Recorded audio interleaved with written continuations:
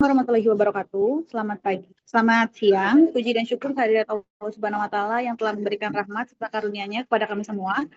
Salawat dan salam pastilah kita selalu khususkan pada Nabi Agung Muhammad Shallallahu alaihi wasallam. Yang saya hormati Ibu Rikan Hasanah sebagai dosen pembimbing tema 14, sebagai dosen tema 14 dan teman-teman yang saya banggakan. Sebelumnya, perkenalkan saya Dinda Rizky dari kelompok 4 dengan NIM akhir 1076 sebagai moderator. Pada kesempatan kali ini kami akan mempresentasikan hasil tugas kelompok kami. Baik, selanjutnya kepada Notulen silakan untuk share screen terlebih dahulu.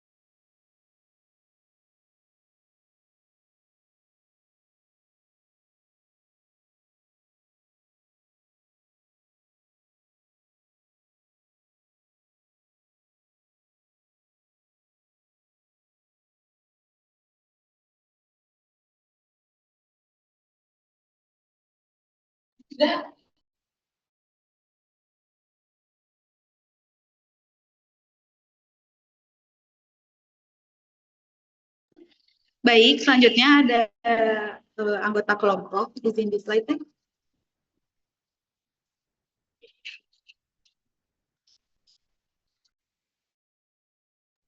Yang pertama ada Teh Aulia dengan NIM akhir 1072, lalu ada Teh Hilma dengan NIM akhir 1074, ada Teh Desi Alfa Fitriani dengan NIM akhir 1075, ada saya sendiri, lalu ada Teh Gafara dengan NIM akhir 1078, ada Teh Mutia Sama dengan NIM akhir 1079, lalu yang terakhir ada Teh Maya dengan NIM akhir 1080. Baik, yang pertama yaitu selanjutnya.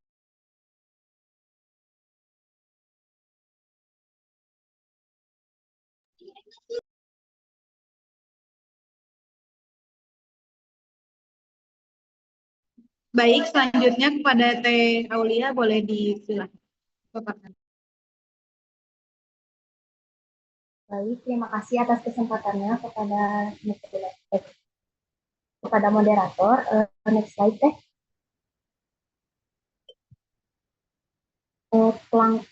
Pengklarifikasi metode kontrasepsi. Metode kontrasepsi diklarifikasi berdasarkan kandungan, masa perlindungan, serta cara modern dan tradisional. Dalam program pemerintah, kontrasepsi dikelompokkan berdasarkan masa perlindungan, yaitu metode kontrasepsi jangka panjang atau MKJP dan non-MKJP. Untuk mengatasi masalah klasifikasi, Organisasi Kesehatan Dunia atau WHO dan USAID menyepakati bahwa metode kontrasepsi modern harus memiliki dasar yang kuat dalam biologi reproduksi, protokol penggunaan yang tepat, dan telah diuji kemanjurannya secara ilmiah dalam berbagai kondisi. Nah, kriteria ilmiah ini menjadi standar bagi semua inovasi kontrasepsi baru yang ingin didefinisikan sebagai modern. Next slide, deh. Lalu pengertian metode kontrasepsi. Metode kontrasepsi ini adalah berbagai cara atau alat yang digunakan untuk mencegah terjadinya kehamilan melalui penghambatan pertemuan antara sel sperma dan sel ovum, atau dengan pencegahan proses ovulasi, serta mengubah kondisi lingkungan reproduksi sehingga tidak memungkinkan terjadinya pembuahan maupun implantasi. Nah, metode ini dapat bersifat sementara atau reversible, seperti pil, suntik, kondom, IUD, dan implan, maupun permanen atau irreversible. Nah, seperti sterilisasi pada perempuan atau laki-laki, pemilihan metode kontrasepsi ini dilakukan berdasarkan kebutuhan, kondisi kesehatan, usia, jumlah anak, serta preferensi pasangan. Next slide, deh. Jenis metode kontrasepsi. Metode kontrasepsi yang dijelaskan pada bab ini merupakan metode kontrasepsi yang tersedia di Indonesia. Untuk merek dagang yang dituliskan sebagai contoh merupakan merek dagang Alokan yang masuk dalam program pemerintah. Next slide deh.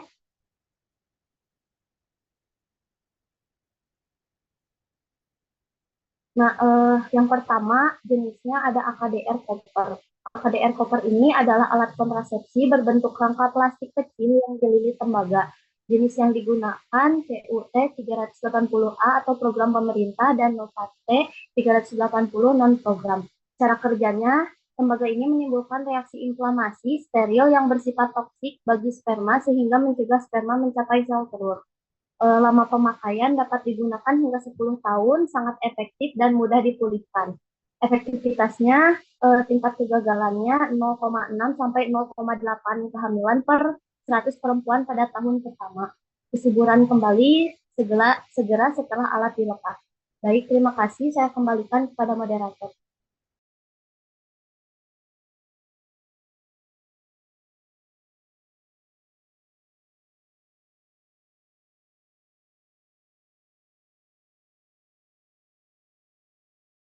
Indikasi medis. Next slide teh. Lalu untuk selanjutnya ada kontrasepsi suntik kombinasi. KSK ini kontrasepsi suntik yang mengandung dua hormon yaitu progestin dan estrogen. Mirip hormon alami pada tubuh perempuan. Jenis suntikan ini ada 3, 1 bulan sekali, 2 bulan sekali, dan 3 bulan sekali. Dengan cara kerja, mencegah ovulasi, mengentalkan lendir serviks, mengubah endometrium sehingga implantasi terganggu dan menghambat transportasi gamet. Next slide.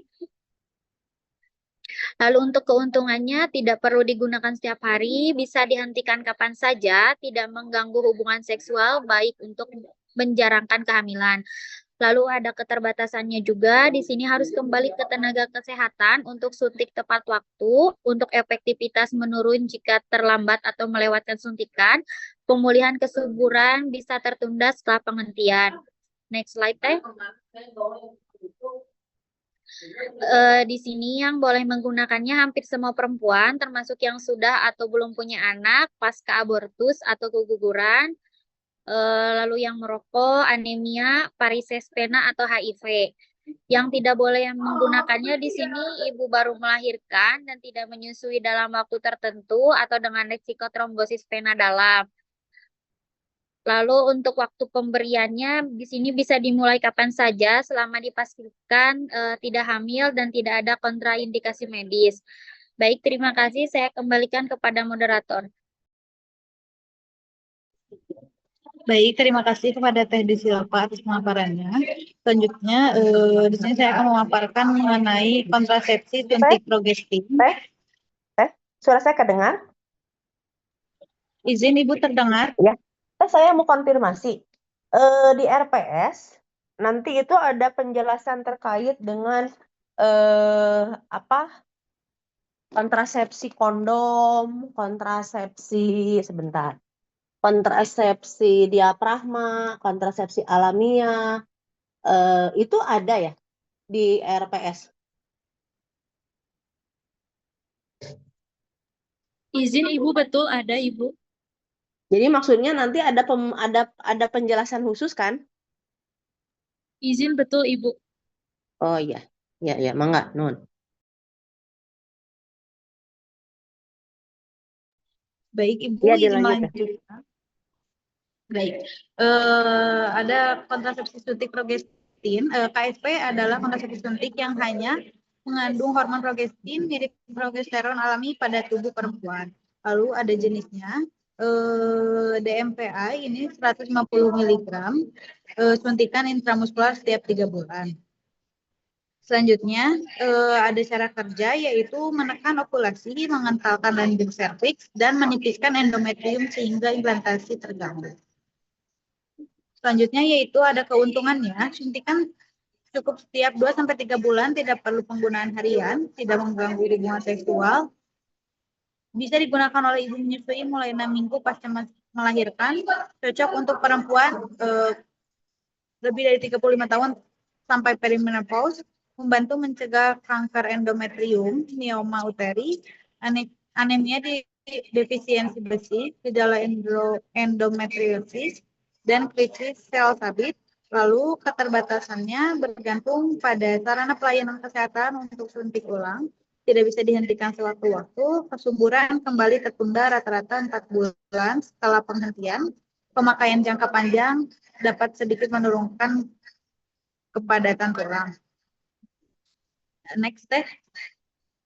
Selanjutnya yang boleh menggunakan hampir semua perempuan termasuk yang belum punya anak pasca keguguran, merokok, ibu menyusui setelah 6 minggu atau HIV positif atau dengan tanpa terapi. Selanjutnya yang tidak boleh menggunakan yaitu menyusui kurang dari 6 minggu pasca melahirkan, tekanan darah sangat tinggi, penggumpalan darah akut, riwayat penyakit jantung atau stroke, faktor resiko kardiovaskular multiple, pendarahan vagina tidak jelas, kanker payudara lebih dari 5 tahun lalu, diabetes berat, sirosis atau tumor hati.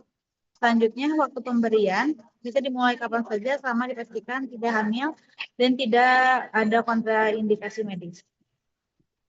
Selanjutnya yaitu kontrasepsi pil kombinasi. Pil yang mengandung 2 hormon, progestin dan estrogen, dosis rendah diminum setiap hari, yang ada pada hormon alami perempuan.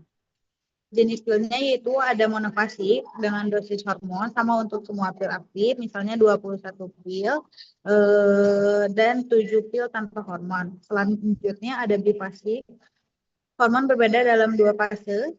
Lalu ada trifasik, dosis hormon berbeda dalam 3 fase. Cara kerjanya yaitu menekan ovulasi, mengantarkan lendir serviks, dan mengganggu pergerakan tuba sehingga transportasi sel telur. Selanjutnya yaitu ada keuntungannya dalam pil kombinasi. Yang pertama yaitu mudah dikontrol dan digunakan, bisa dibeli di apotek atau toko obat. Penghentian dapat dilakukan kapan saja tanpa tenaga kesehatan. Tidak mengganggu hubungan seksual, mengurangi jumlah darah haid dan nyeri haid, mencegah anemia. Kesuburan kembali segera setelah berhenti, membantu mencegah kanker endometrium, ovarium, kista ovarium, penyakit radang panggul, jerawat, nyeri ovulasi. Dan keterbatasannya yaitu harga relatif mahal, harus diminum setiap hari secara teratur, dan mengurangi ASI pada ibu menyusui. Baik, mungkin selanjutnya akan dilanjutkan oleh Teh Gapara. Pada Teh Gapara dipersilakan. Baik, terima kasih kepada moderator. Izin melanjutkan. Yang boleh menggunakan kontrasepsi kombinasi ini adalah semua perempuan, termasuk yang belum punya anak. Usia reproduksinya kurang dari 40 tahun, pasca keguguran atau kehamilan ektopik. Ibu yang menyusui setelah periode tertentu, ibu dengan merokok kurang dari 35 tahun, anemia, varises, dan HIV positif.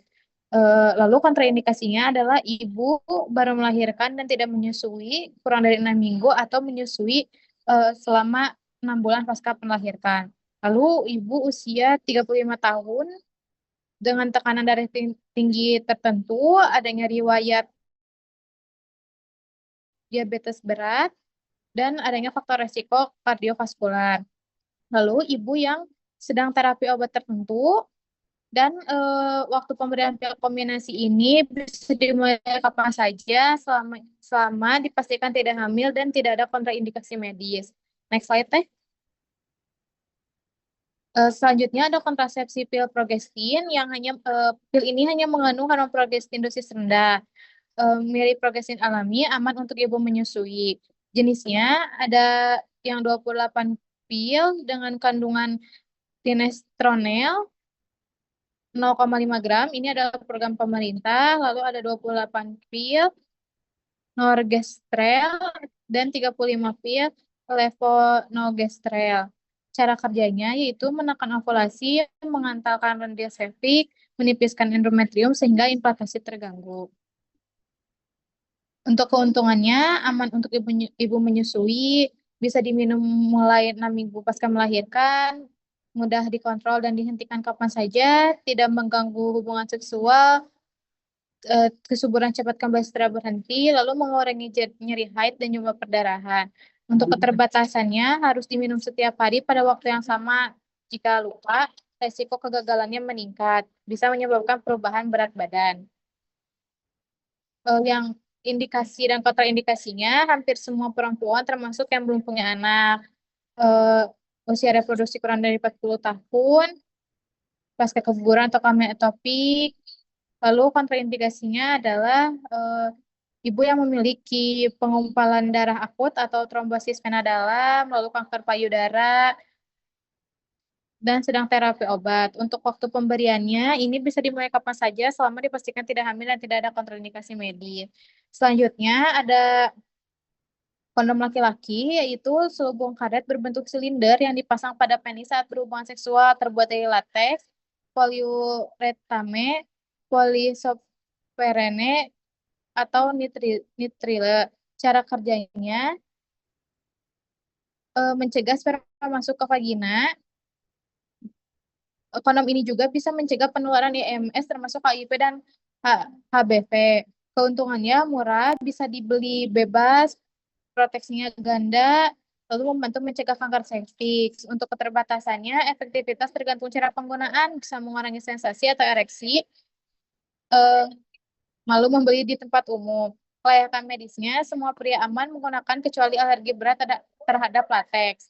Waktu pemakaiannya, kapan saja jika diperlukan perlindungan kehamilan atau IMS. Baik, sekian bisa saya sampaikan. Saya kembalikan kepada moderator.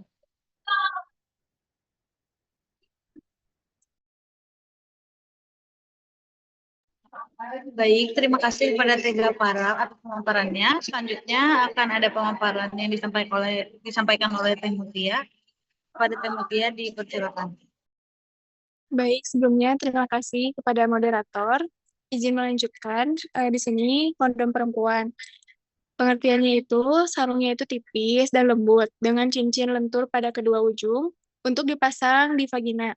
Terbuat dari lateks, poliuretane, atau nitrile dilapisi lubrik berbasis silikon. Cara kerjanya menghalangi sperma masuk ke vagina dan mencegah penularan IMS. Kemudian, keuntungannya itu dapat diprakarsai penggunaannya sendiri, lebih lembut dan terasa alami, melindungi dari kehamilan dan IMS. Cincin luar dapat meningkatkan stimulasi, tidak mengganggu hubungan seksual, tidak harus segera dilepas setelah ejakulasi. Kemudian keterbatasan membutuhkan latihan untuk pemakaian yang benar. Kelayakan medis, semua perempuan aman menggunakan kecuali alergi berat terhadap lateks. Kemudian waktu pemakaian, kapan saja jika diperlukan, perlindungan kehamilan atau IMS. Next slide, Teh. Di sini ada metode amenor laktasimal, metode KB sementara yang mengandalkan ASI eksklusif tanpa tambahan makanan atau minuman apapun. Kemudian syarat mal efektif. Yang pertama, ibu belum menstruasi. Yang kedua, bayi disusui penuh dan disering lebih dari 8 kali per hari siang sampai malam. Kemudian usia bayi kurang dari 6 bulan. Cara kerjanya itu mencegah ovulasi dengan menekan hormon, pemicu pelepasan sel telur melalui frekuensi menyusui yang tinggi. Next slide deh. Kemudian selanjutnya, keuntungan mal, tidak membutuhkan biaya, efektivitas tinggi, dan langsung bekerja. Tidak mengganggu hubungan seksual, tanpa efek samping sistemik, kemudian tidak perlu obat atau alat, atau pengawasan medis. Memberikan kekebalan pasif dan nutrisi terbaik untuk bayi.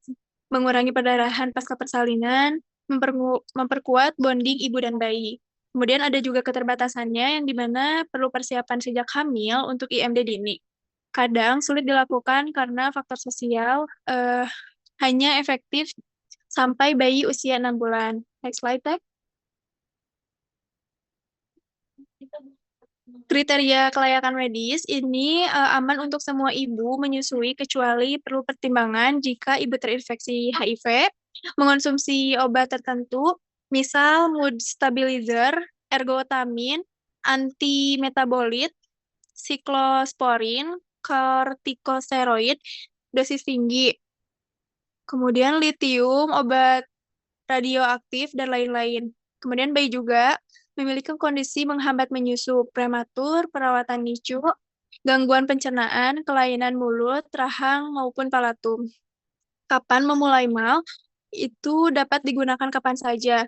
Jika ibu belum haid, kemudian bayi hanya mendapat ASI tanpa tambahan apapun, tidak ada jeda panjang tanpa menyusui siang ataupun malam. Kemudian bayi kurang dari usia 6 bulan. Next slide deh. Di sini ada metode kontrasepsi sadar masa subur, yang dimana metode kontrasepsi ini dengan menghindari hubungan seksual pada masa subur. Kemudian masa subur ditentukan dari siklus menstruasi dan tanda kesuburan, seperti Landry cervix yang lebih encer. Didasarkan pada teori Original Knaus, bahwa ovulasi terjadi 12-16 hari sebelum haid. Kemudian jenis-jenis metode, di sini yang pertama berbasis kalender, yang dimana menentukan masa subur dari catatan siklus menstruasi. Contohnya, standard days atau standard days method, menghindari hubungan hari ke-8 sampai hari ke-19. Kemudian metode berbasis gejala, yang pertama mengamati tanda kesuburan. Lendir serviks, basah ataupun encer, itu masa subur. Kemudian suhu tubuh basal sedikit meningkat setelah ovulasi. Contoh, 2 days method, metode suhu tubuh basal, metode Billings, metode simptotermal. Cara kerjanya itu menghindari hubungan seksual pada masa subur. Baik, mungkin sekian pemaparan dari saya. Saya akan dilanjutkan oleh rekan saya. Baik, terima kasih kepada Teh Mutia atas pemaparannya. Selanjutnya akan ada pemaparan yang disampaikan oleh Teh Maya. Kepada Teh Maya dipersilakan. Baik, terima kasih atas kesempatannya. Di sini izin melanjutkan mengenai metode kontrasepsi sadar masa subur, di mana di sini ada keuntungannya. Kontrasepsi dan prakontrasepsi bisa mencegah atau merencanakan kehamilan, tidak ada efek samping dan tidak membutuhkan alat atau obat, murah atau tanpa biaya, tidak mengganggu hubungan seksual, meningkatkan keterlibatan suami serta komunikasi pasangan, menambah pengetahuan tentang kesehatan reproduksi. Lalu untuk keterbatasannya di sini efektivitasnya sedang, 9-20 kehamilan atau 100 perempuan per tahun. Membutuhkan disiplin tinggi, pencatatan harian, dan pantang saat masa subur. Membutuhkan pelatihan atau pendampingan, sulit saat ada infeksi vagina atau siklus tidak teratur, tidak melindungi dari IMS termasuk HIV dan hepatitis B. Memerlukan termometer basal untuk metode tertentu. Slide selanjutnya, Teh. Nah, di sini juga metode kontrasepsi sadar masa subur, ada kriterianya kelayakan medis, metode berbasis kalender, aman untuk semua perempuan, tetapi perlu ditunda bila baru melahirkan atau menyusui, tunggu kurang lebih 3 siklus menstruasi teratur, terus baru keguguran, tunggu hingga menstruasi berikutnya, pendarahan tidak teratur, gunakan hati-hati bila memakai obat yang mengganggu siklus menstruasi, seperti antidepresan, obat tiroid, antibiotik, jangka panjang, NSAID. Lalu ada metode berbasis gejala, aman untuk semua perempuan, tetapi lebih sulit jika baru keguguran atau aborsi, menstruasi tidak teratur, remaja awal dan menjelang menopause, kondisi yang meningkatkan suhu tubuh untuk suhu basal, tunda penggunaan bila baru melahirkan atau menyusui, tunggu kurang lebih 6 bulan untuk ibu menyusui atau kurang lebih 4 minggu bila tidak menyusui. Sedang sakit dengan demam, siklus sangat tidak teratur. Slide selanjutnya Teh. Nah, di sini juga ada metode kontrasepsi senggama terputus. Nah, untuk di sini tuh metode kontrasepsi alami di mana laki-laki menarik penis keluar sebelum ejakulasi sehingga sperma tidak masuk ke vagina dan tidak membuahi sel telur. Nah, untuk cara kerjanya itu mencegah pertemuan sperma dan ovum dengan mengeluarkan sperma di luar vagina. Efektivitasnya sangat bergantung pada kontrol dan timing dari laki-laki. Slide selanjutnya Teh. Nah, metode kontrasepsi senggama terputus ini keuntungannya tanpa alat, obat, atau biaya, dapat dilakukan kapan saja dan dapat dihentikan kapanpun, tidak mengganggu hormon dan tidak punya efek samping, aman untuk ibu menyusui dan tidak mempengaruhi kesuburan, dapat digunakan sebagai metode sementara. Nah, untuk keterbatasannya atau kekurangannya di sini tuh efektivitasnya rendah, resiko kehamilannya tuh tinggi, tidak melindungi dari IMS termasuk HIV atau AIDS. Cairan perejakulasi dapat mengandung sperma, membutuhkan kontrol diri, konsentrasi, dan kerjasama tinggi, bisa mengurangi kenyamanan hubungan seksual, tidak efektif pada laki-laki dengan kontrol ejakulasi buruk. Nah, di sini juga kriteria kelayakan medisnya. Di sini tidak ada batasan medis khusus, aman untuk semua pasangan, terutama yang tidak ingin memakai hormonal atau alat kontrasepsi, hubungan seksual jarang, butuh metode sementara untuk menggunakan metode lain. Tidak dianjurkan untuk pasangan berisiko IMS tinggi, laki-laki dengan gangguan kontrol ejakulasi, pasangan yang ingin hasil pencegahan kehamilannya sangat efektif. Baik, cukup sekian yang dapat saya sampaikan. Saya kembalikan kepada moderator. Baik, terima kasih kepada Teh Maya atas pemaparannya. Selanjutnya akan ada pemaparan oleh Teh Gapara. Kepada Teh Gapara Baik, terima kasih kepada moderator. Selanjutnya ada tubektomi. Ini adalah prosedur bedah yang untuk menghentikan kesuburan secara permanen pada perempuan yang tidak ingin memiliki anak lagi. Untuk jenis tubektomi ini ada mini laparotomi, yaitu ini sisi kecil pada perut untuk menarik, memotong, dan mengikat tuba falopi. Lalu ada suprapubik, yaitu dilakukan pada masa interval, dan ada subumbilikus yang dilakukan pasca persalinan. Lalu yang kedua adalah laparoskopi, yaitu menggunakan pipa kecil dengan lensa ini masukkan ke perut untuk memotong atau memblok tuba falopi. Nah, cara kerja di tubektomi ini mengokulasi tuba falopi sehingga sperma tidak dapat bertemu ovum. Next slide, Teh. Keuntungan tubektomi ini sangat efektif dan permanen, tidak mempengaruhi menyusui atau fungsi seksual, tidak tergantung pada frekuensi senggama, dan tidak perlu mengingat atau menggunakan kontrasepsi lagi. Untuk keterbatasannya, kesuburan tidak dapat dipulihkan kecuali dengan operasi rekalisasi. Rasa sakit sementara pasca tindakan dan harus dilakukan oleh tenaga medis terlatih, khususnya laparoskopi oleh dokter spesialis. Next slide, Teh. Nah, indikasi dan kontraindikasinya, perempuan dengan anak kurang dari 2 atau lebih dari 2 atau kurang dari 2, dengan anak terkecil minimal kurang dari 2 tahun. Lalu resiko kesehatan tinggi jika hamil, memahami dan setuju secara sukarela pasca persalinan atau pasca keguguran. Yang tidak disarankannya yaitu perdarahan pervaginam yang tidak jelas penyebabnya, lalu adanya infeksi, terus ragu tentang keinginan fertilitas di masa depan, dan belum memberikan persetujuan tertulis. Untuk waktu pelaksanaan tubektomi ini dapat dilakukan kapan saja selama perempuan tidak hamil dan tidak ada kondisi medis yang menghambat. Baik, sekian yang bisa saya sampaikan. Saya kembalikan kepada moderator. Baik, terima kasih kepada Teh Gapara atas pemaparannya. Selanjutnya akan ada pemaparan mengenai vasektomi yang disampaikan oleh saya sendiri. Vasektomi adalah prosedur memotong dan mengikat saluran vas deferens untuk menghentikan aliran sperma sehingga semen tetap keluar tetapi tidak menyebabkan kehamilan. Adapun cara kerjanya yaitu saluran vas deferens dipotong dan diikat sehingga sperma tidak tercampur dalam semen. Keuntungannya aman, nyaman, efektif, bersifat permanen, membebaskan perempuan dari tanggung jawab kontrasepsi, dan tidak mempengaruhi seksual. Selanjutnya, ada keterbatasannya, tidak langsung efektif, dianjurkan menggunakan kontrasepsi tambahan selama 3 bulan atau sekitar 20 ejakulasi. Bisa muncul komplikasi minor seperti infeksi, pendarahan, atau nyeri. Teknik tanpa pisau mengurangi risiko ini. Lalu ada prosedur harus dilakukan oleh tenaga medis yang terlatih. Adapun kriteria dan kelayakannya yaitu laki-laki yang telah atau belum memiliki anak atau dengan anak terkecil yaitu lebih dari 2 tahun, memiliki istri usia reproduksi, menderita penyakit sel sabit, berisiko tinggi terinfeksi HIV atau IMS atau sudah terinfeksi. Lalu ada waktu prosedurnya, dapat dilakukan kapan saja selama tidak ada kondisi medis yang menghambat. Baik, mungkin segitu saja yang bisa saya sampaikan.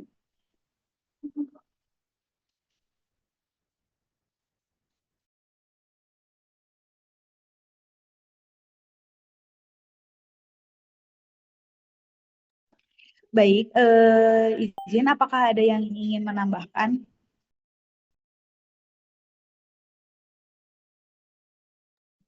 Ya, sebentar Teh. Ya, saya akan ini ya. Kalau saya lihat di RPS, ternyata tidak ada pembahasan khusus ya tentang MOW, tentang apa yang sederhana itu tidak ada ya Teh ya? Izin Ibu, untuk materi itu ada Ibu di besok, tapi dengan kelas lain Ibu. Bukan, bukan gitu. Saya bertanya, Teteh di sini kan membahas tentang banyak kontrasepsi. Kalau saya dibaca di RPS, di sini nggak ada yang secara spesifik menjelaskan satu-satu gitu, paham nggak? Paham nggak Teh? Kan kalau kita bicara menjelaskan tentang misalkan KB sederhana itu jenisnya apa, bagaimana cara kerjanya, harusnya itu satu pertemuan itu ya tadi KB sederhana itu satu pertemuan.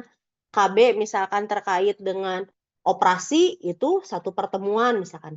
Ternyata saya lihat di pertemuan berikutnya tidak ada yang spesifik membahas satu-satu ya Teh.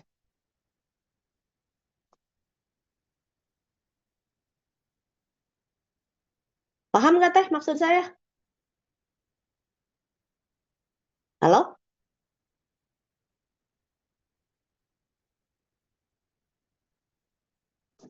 Halo Teh? Suara saya kedengar nggak? Izin Ibu terdengar. Untuk Ya Ibu. maksudnya, coba saya lihat, Anda lihat di RPS.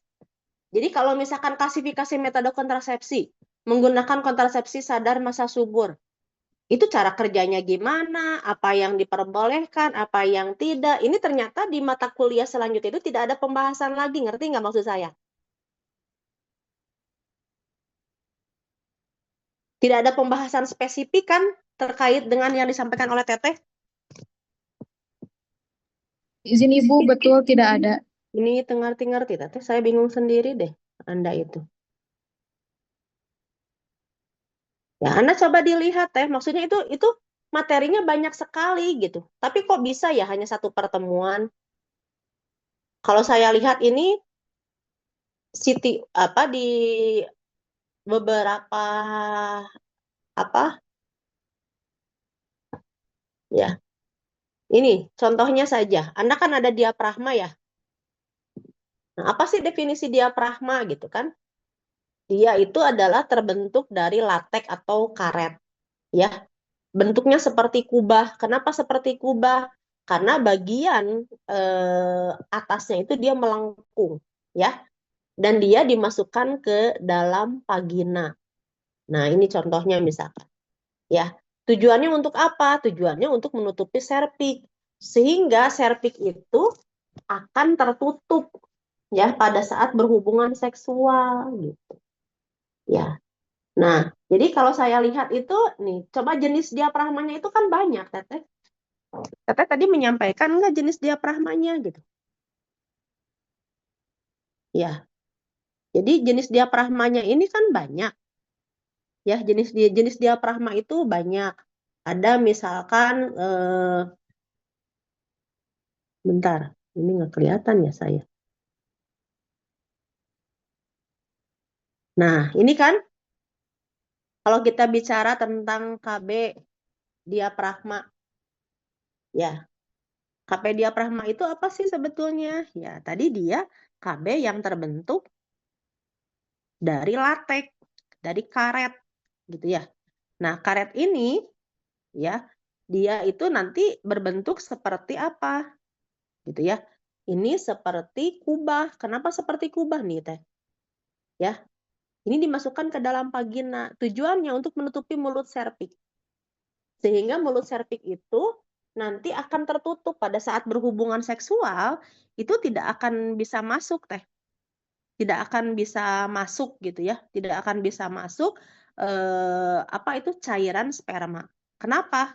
Karena ya tertutup itu, ya. Bentar, Teh.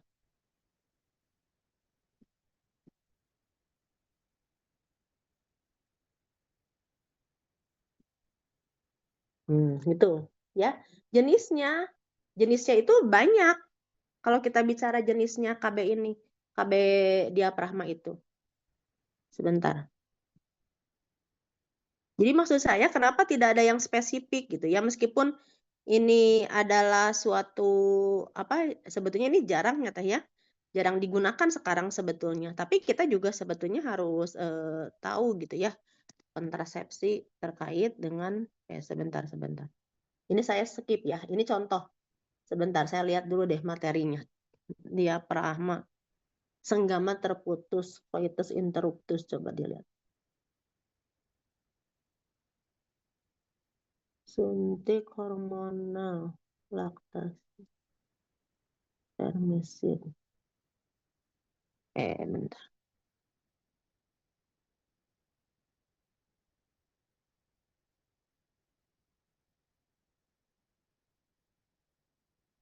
Ya, sebentar ya.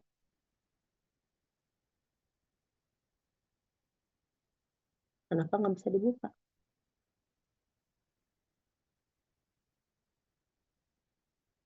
Bentar.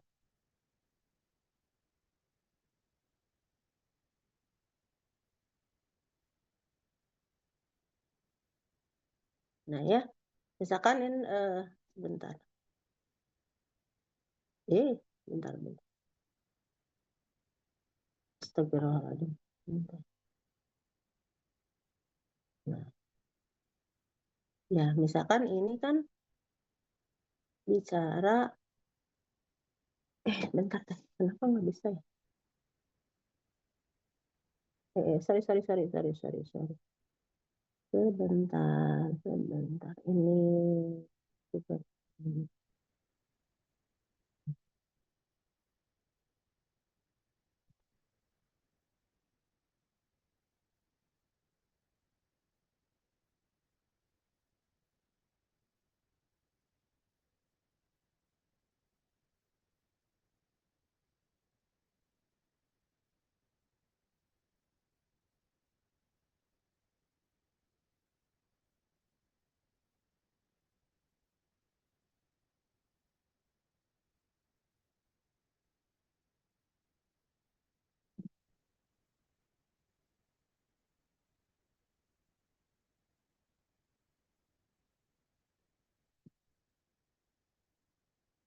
Kenapa nggak muncul ya? Tapi di saya ini muncul, tapi di situ nggak muncul.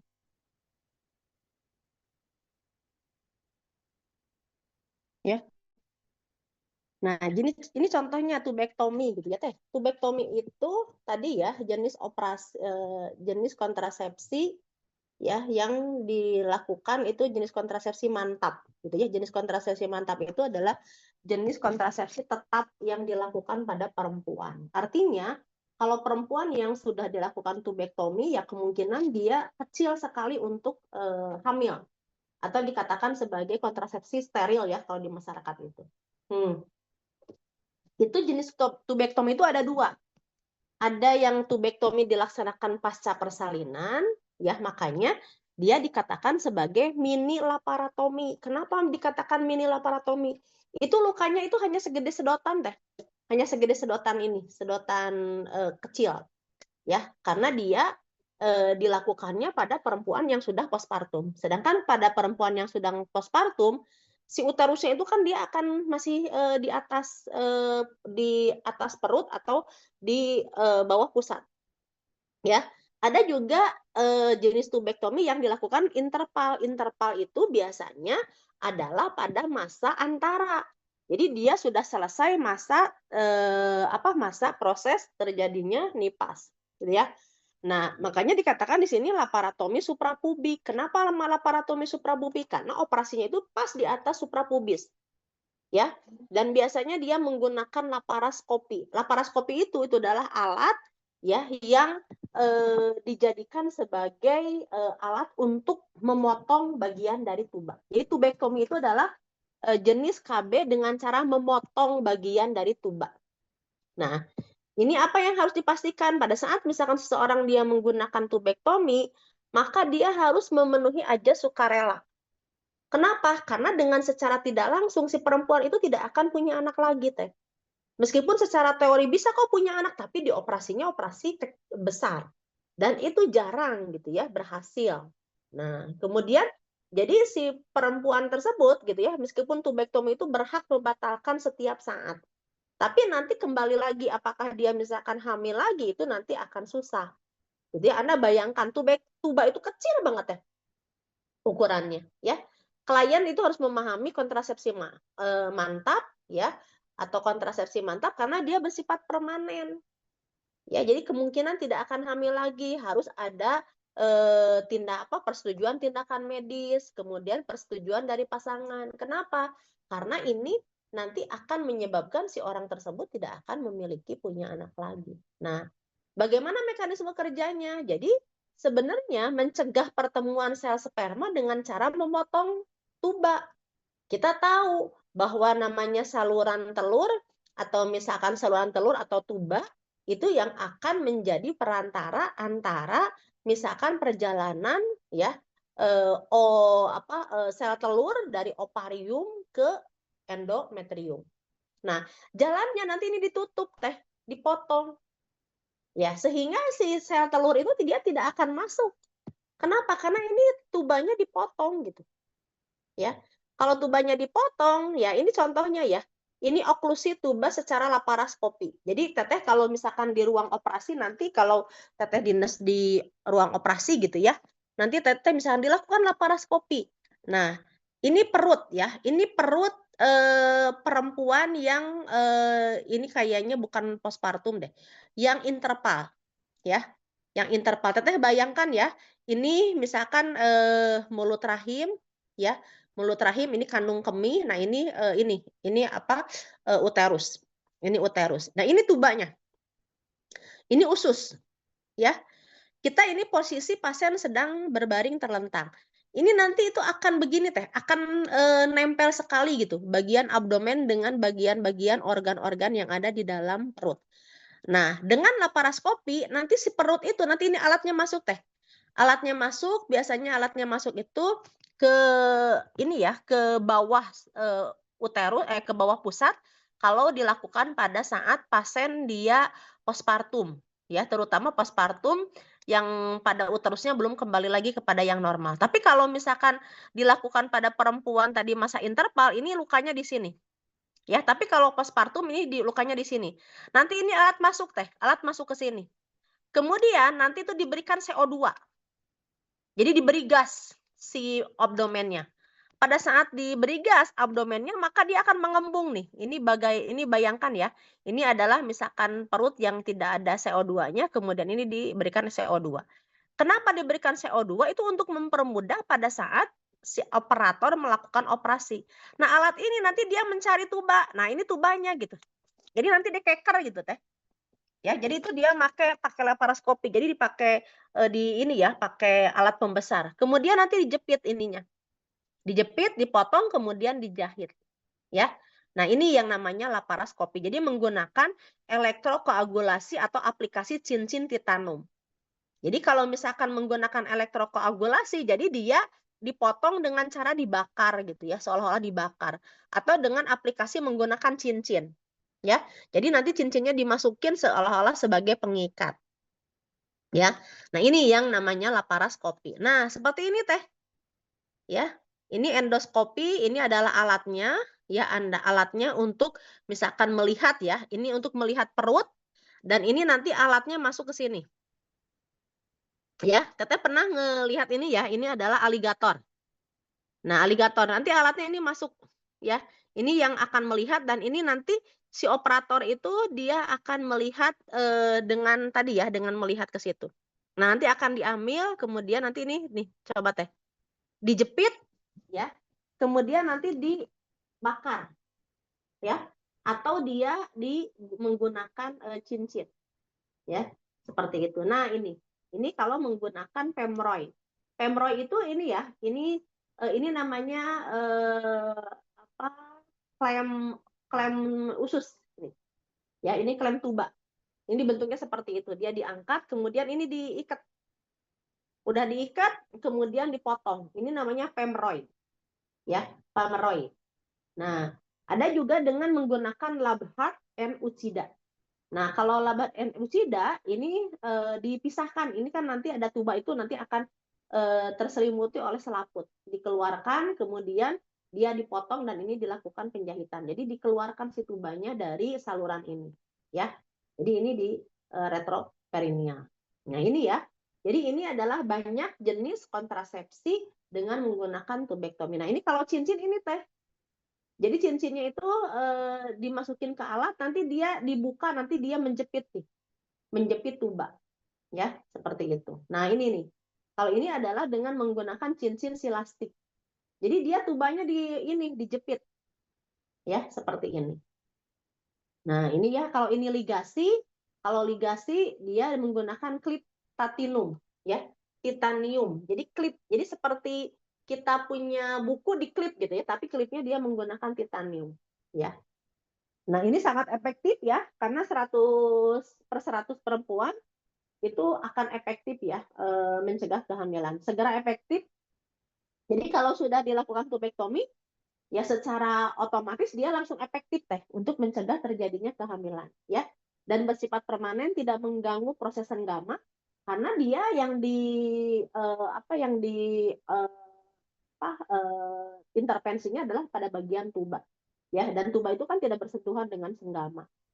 Sangat sesuai untuk klien yang tidak boleh hamil, dia punya penyakit jantung grade 3, grade 4 gitu ya, atau dia sudah grande multi menggunakan teknik pembedahan sederhana. Jadi pembedahannya sederhana teh, tidak sampai dibuka perutnya, ya, tidak ada efek samping jangka panjang. Beda lagi dengan tubektomi, vasektomi. Kalau vasektomi ada sedikit biasanya ada keluhan ya, bekasnya itu bekas dilakukan tubektomi itu biasanya ada keluhan, ya.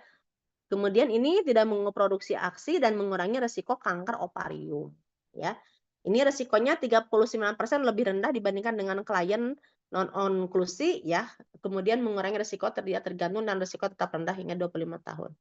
Tapi keterbatasannya karena dia bersifat permanen, ada istilahnya rekanalisasi. Re itu kembali, kanalisasi itu adalah membuat saluran. Itu tidak menjamin. Jadi kalau yang namanya vasektomi itu bisa kembali lagi teh, dibuat dia bisa menghasilkan atau disambungkan atau istilahnya rekanalisasi. Tapi tidak menjamin akan memulihkan kesuburan, ya. Nah, ini yang perlu digarisbawahi, banyak terjadi penyesalan, terutama bila usia perempuannya kurang 35. Makanya kita pastiin, ya, jangan sampai misalkan dia ditubektomi, kemudian setelah ditubektomi suaminya pengen punya anak. Akhirnya kan alasannya karena istrinya sudah steril, nanti dia nikah lagi gitu ya. Nah, itu banyak teh yang kayak gitu-gitu ya. Ada rasa tidak nyaman pasca operasi tentu ya, karena bekas operasi perlu operator, ya ini harus dilakukan oleh tenaga ahli ya, SPOG. Jangka panjang efektivitasnya relatif berkurang ya, meningkatkan risiko kehamilan ektopik. Nah, ini kemungkinan bisa terjadi ektopik ya, tidak melindungi PMS. Nah, ini tubektomi efektivitas jangka panjang berdasarkan kelompok. Jadi kalau misalkan usia 18 sampai 33 itu 2,6 kegagalannya, ya. Kalau lebih dari 34 itu lebih rendah, ya, 0,7. Ini ya, efektif bisa berdasarkan jangka panjangnya. Tadi kan ada metode ya teh ya, ada salpingektomi. Kalau salpingektomi berarti ada bagian dari salping atau tuba yang dipotong. Pemakaian cincin silikon, pemakaian salpingektomi, ini adalah jenis-jenisnya. Ini ya, studi CRASH, ini ada beberapa penelitian. Jadi di sini resiko kehamilan lebih tinggi dibandingkan hasil temuan sebelumnya. Jadi ada kemungkinan hamil juga ada. Makanya kalau misalkan pasien yang dilakukan steril kemudian dia hamil, jangan langsung justifikasi dia selingkuh ya teh ya. Karena bisa dia rekanalisasi, apalagi dia hanya dibikin cincin tanpa dipotong. Makanya kebanyakan operasi itu pemroy. Kalau pemroy itu kan diikat, dipotong. Tapi kalau dengan cincin ya dia hanya dicincin aja, tidak dipotong. Sehingga kalau cincinnya lepas ya dia akan nyambung kembali, ya. Ini. Nah, ini ya yang sesuai berusia 22 hingga kurang 45, menghentikan fertilisasi, kehamilan yang mengancam jiwanya, pasca persalinan, pasca keguguran dan laktasi. Jadi ini waktu yang sesuai untuk dilakukan, ya. Ini permanen, sukarela dan telah memberikan persetujuan. Ini ya yang harus kita perhatikan. Jadi perlu dijelaskan pada wanita kalau dia misalkan sudah harusnya ditubektomi karena dia tidak pede, ya harus kita jelaskan bagaimana prosedurnya ya. Nah, ini perdarahan per vaginam ya. Mungkin kemungkinan ini perlu dipertimbangkan. Infeksi panggul. Jadi ini adalah faktor resiko terjadinya pemberian tubektomi, ya. Kondisi yang memerlukan operasi berpengalaman, kalau pasiennya yang mau ditubektomi diabetes mellitus hati-hati gitu ya. Penyakit jantung, hipertensi, kelainan pembekuan darah, obesitas. Kenapa? Karena kalau yang saya tahu obesitas itu nanti akan susah teh. Akan susah dilakukan operasinya. Ya, karena dia lemaknya tinggi sehingga nanti susah itu memisahkan hernia, adanya perut sayatan. Ini ya komplikasi jangka pendek biasanya tergantung keahlian operator. Jadi keberhasilannya itu tergantung dari operator. Ya. Jadi sebetulnya banyak gitu materinya. Makanya saya agak aneh gitu. Ternyata menjelaskan segitu banyak materi tapi kok bisa ya sedikit, padahal kita harus tahu gitu teh apa yang dilakukan pada kasus-kasus terkait dengan vasektomi, dengan tubektomi gitu ya, coitus interruptus gitu ya. Meskipun ini sekarang tidak dilakukan, tapi kita harus tahu gitu ya, karena ada beberapa misalkan pasien yang menggunakan coitus interruptus gitu ya. Kemudian vasektomi hampir sama ya teh ya, vasektomi. Cuman vasektomi dilakukan pada vas deferens atau saluran dari sperma ya. Tapi kalau dibandingkan dengan pasien yang menggunakan tubektomi dan vasektomi sebetulnya lebih banyak menggunakan yang tubektomi, dan vasektomi itu agak banyak banyak komplikasi yang kemungkinan terjadi gitu ya. Jadi nanti tolong teteh memahami ya, karena ya bukan apa-apa kalau tubektomi dan vasektomi biasanya kita memberikan informasi kepada pasien ya, karena kita menemukan pasien-pasien yang memang dia banyak sekali gitu ya yang mengindikasikan dia harus menggunakan tubektomi ya. Itu mungkin yang perlu Anda pahami ya. Jadi jangan hanya paham itu saja, tapi apa yang harus dilakukan, komplikasi yang mungkin terjadi setelah tubektomi itu disampaikan. Misalkan ada infeksi ya, bekas luka operasinya, kemudian bisa hematom, jadi perdarahan gitu ya. Nah, itu juga harus tahu nanti karena teteh nanti mengalami. Kalau yang kayak coitus interruptus ya itu mah mungkin jarang ya teh ya. Tapi tubektomi dan vasektomi teteh harus paham. Kenapa? Karena nanti teteh bisa berhubungan dengan klien yang memang dia harus dilakukan tubektomi ya. Begitu teh, ada yang mau ditanyakan? Mungkin itu tambahan saya ya. Ya mangga nanti teteh dipelajari. Karena saya tadi buka RPS kok nggak ada yang spesifik gitu menjelaskan terkait dengan itu. Karena kalau bidan salah satu teteh kan kemarin sudah menyampaikan ya bahwa tubektomi bidan tidak melakukan, tetapi bidan itu harus mampu memberikan konseling. Nah, untuk mampu memberikan konseling, maka bidan itu harus paham secara teori gitu ya. Nanti si pasiennya nanya, Ibu bidan itu mau kumaha-kumaha lama saya divasektomi. Kita bingung karena kita nggak tahu. Ya, contohnya ada pasien yang dilakukan tubektomi.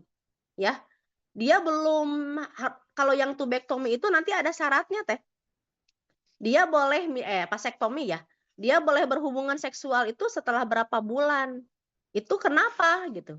Karena mungkin pada saat misalkan dia menggunakan atau diberikan apa tadi ya, pasiennya dilakukan kontrasepsi tubektomi, si pasiennya itu masih misalkan tadi ya mengalami masih dalam proses penyembuhan, sehingga dia itu harus puasa dulu.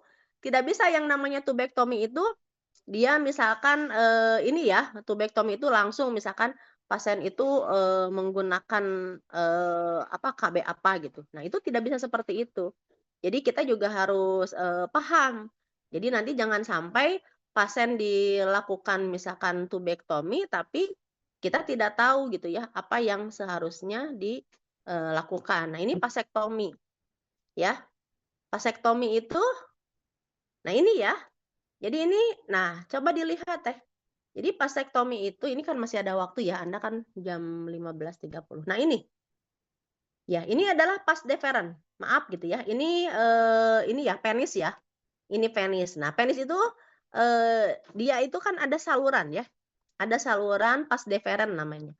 Vas deferens ini adalah yang menyalurkan sperma.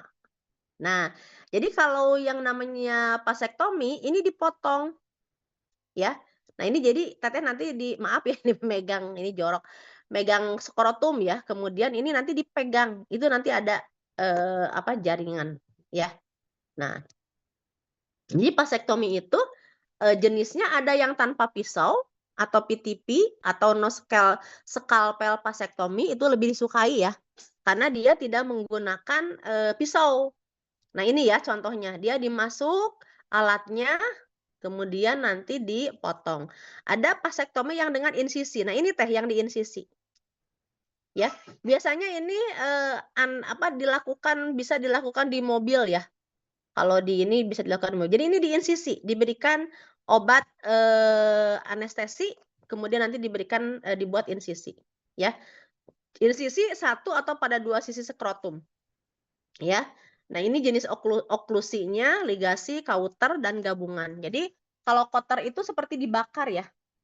Kalau teteh pernah lihat solder ya, yang untuk ngebakar ya seperti itu. Jadi itu di solder.